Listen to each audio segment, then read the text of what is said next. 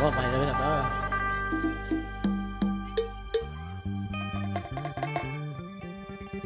ขอย่อมือขึ้นเหนือเก่าฝากเสียงลำเบาๆไปถึงเจ้า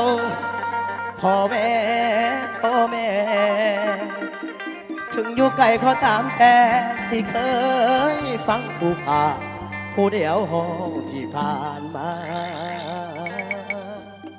ขอขอบใจเด้อน้องล่ะที่เสียสงเป็นแห่งใจฝากเสียงล้ำโนลงไปแด่แฟนผู้เคยทำ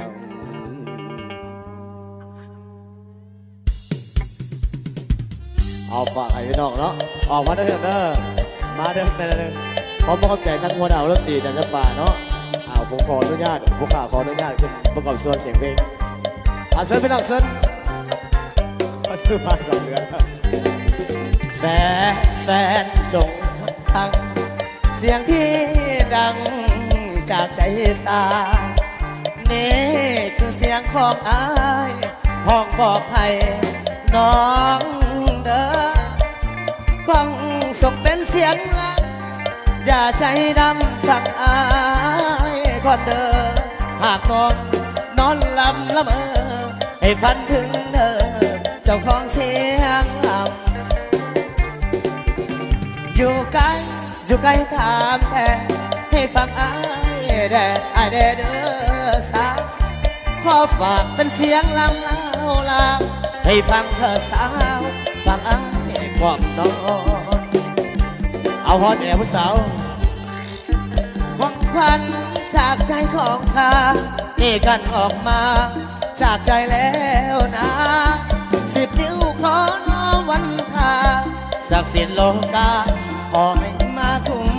ครองไปอยากได้หน่อยนะโอ้ยเดนะโอ้ยเดนะฟังเอาทนมาก่อนเด็กไม่พังหมอลำสิได้ช้าขอกอาคารเอ้ยปังตาละคานต่อแพทเอ้ยปังตาละคานต่อแพทไอ้ก็แสนแม่นแพททั้งใดเสียจนไหนจนดังสมูเสียจนไหนจนดังสมูบอกลูกพุทธพวกทานที่หุ่นคำซึ้งหุ่นสูงอยู่เด้อพ่อแม่เอา